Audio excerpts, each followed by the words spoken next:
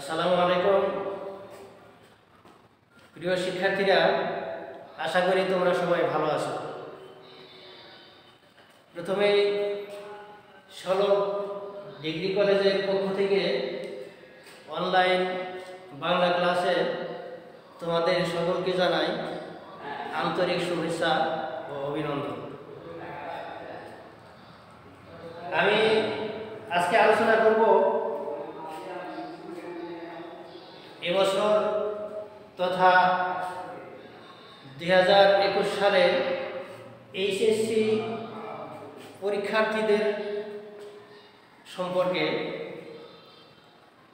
বৈশ্বিক মহামারী করোনা ভাইরাসের কারণে যেহেতু তোমাদের সরাসরি ক্লাসে অংশগ্রহণ করে ক্লাস করা সম্ভব হচ্ছে না, এই জন্য অনলাইন ক্লাসের মাধ্যমে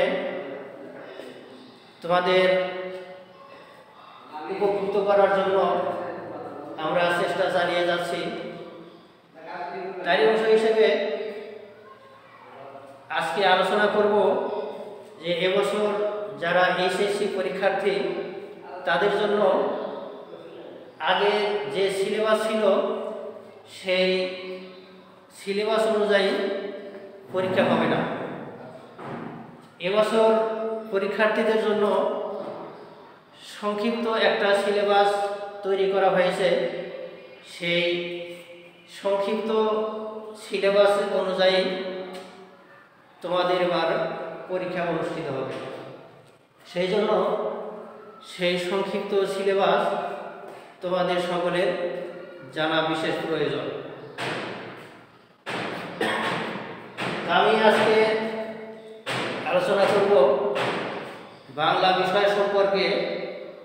বাংলা প্রথম পত্র এবং দ্বিতীয় পত্রে যে সংক্ষিপ্ত সিলেবাস প্রণয়ন করা হয়েছে সেই সিলেবাস হচ্ছে বাংলা প্রথম পত্র সাহিত্য পাঠে যে পরিমার্জিত তথা সংক্ষিপ্ত সিলেবাস দেওয়া হয়েছে তাতে আছে গদ্যাংশে আছে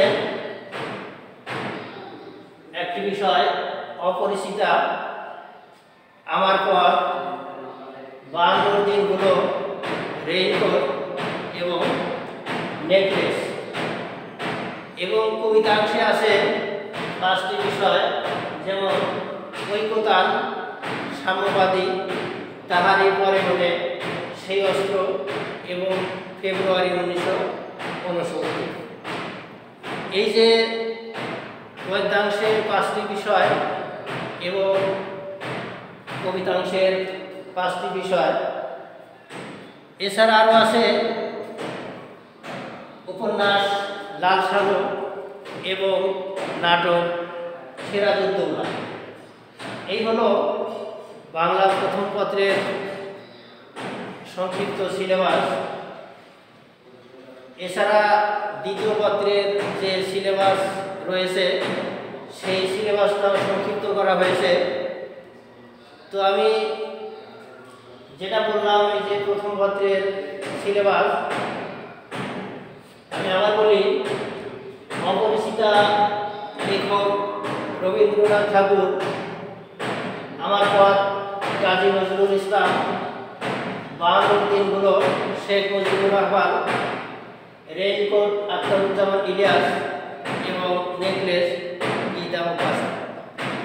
এবং কবিতাংশ যেটা আছে ঐকতান রবীন্দ্রনাথ ঠাকুর, সাম্যবাদী কাজী নজরুল ইসলাম, তাহারই পরে মনে সুফিয়া কামাল, সেই অস্ত্র আহসান হাবিব এবং ফেব্রুয়ারি 1969 শামসুর রহমান। এর বাইরে আরও আছে লাল সালু এর রচয়িতা এবং আছে আরও সিরাজউদ্দৌলা। এই বিষয়গুলো নিয়েই এবছর এইচএসসি পরীক্ষার্থীদের জন্য সংক্ষিপ্ত সিলেবাসে তথা বাংলা প্রথম পত্রের সিলেবাসে এই বিষয়গুলো অন্তর্ভুক্ত করা হয়েছে। তো আমি শিক্ষার্থীদের উদ্দেশ্যে বলব যে এই যে সংক্ষিপ্ত সিলেবাস প্রণয়ন করা হয়েছে এই সংক্ষিপ্ত সিলেবাসের উপরেই তোমাদের প্রস্তুতি নিতে হবে। যেহেতু এই বিষয়গুলোর মধ্য থেকেই প্রশ্ন করা হবে। আরেকটি বিষয়, প্রশ্নের যে ধারা এবং মান বন্টন, এটা আগে যেরকম ছিল এখনও ঠিক সেরকমই থাকবে। প্রশ্নের ধারা এবং মান বন্টনে কোনো পরিবর্তন আনা হয়। এরপরে রয়েছে বাংলা দ্বিতীয় পত্র। দ্বিতীয় পত্রের প্রথমে আছে ব্যাকরণ অংশ, এরপরে থাকবে নির্মিতি অংশ। ব্যাকরণ অংশে আছে বাংলা উচ্চারণের নিয়ম, এরপর বাংলা বানানের নিয়ম, ব্যাকরণিক শব্দশ্রেণী, বাংলা শব্দ গঠন, বাক্যতত্ত্ব, বাংলা ভাষার অপপ্রয়োগ এবং শুদ্ধ প্রয়োগ। এরপরে আরও আছে নির্মিত অংশে আছে পারিভাষিক শব্দ এবং অনুবাদ।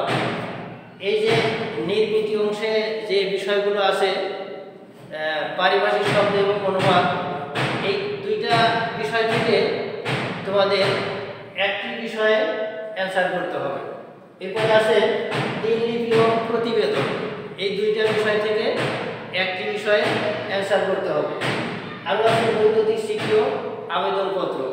এখান থেকে এই দুইটি বিষয়ের মধ্যে একটি বিষয়ে উত্তর দিতে হবে। তার আছে সারাংশ এবং ভাব সম্প্রসারণ। এখানে এই দুইটা বিষয় থেকে একটি বিষয়ে উত্তর দিতে হবে। এরপরে আছে সংলাপ ও ক্ষুদি গল্প। এখান থেকেও এই যে দুইটি বিষয় আছে, এই দুইটি বিষয়ের একটি বিষয় থেকে উত্তর করতে হবে। এবং সর্বশেষ আছে প্রবন্ধ রচনা। এই যে প্রবন্ধ রচনা, এই প্রবন্ধ রচনা এখান থেকে 5টি বিষয় থাকবে। এই 5টি বিষয়ের মধ্য থেকে যে কোনো একটি রচনা লিখতে হবে। এই হলো বাংলা দ্বিতীয় পত্রের সিলেবাস। তো প্রথম পত্রের সিলেবাস এবং দ্বিতীয় পত্রের যে সিলেবাস সম্পর্কে বলা হলো, আমি তোমাদের উদ্দেশ্যে বলবো যে এই বিষয়গুলো তোমরা ভালোভাবে অধ্যয়ন করবে। আর এই বিষয়গুলো ভালোভাবে অধ্যয়ন করলে আশা করি তোমরা ভালো পরীক্ষায় ভালো ফলাফল অর্জন করতে পারবে। তো তোমরা সবাই ভালো থাকো, নিয়মিত পড়ালেখা করো।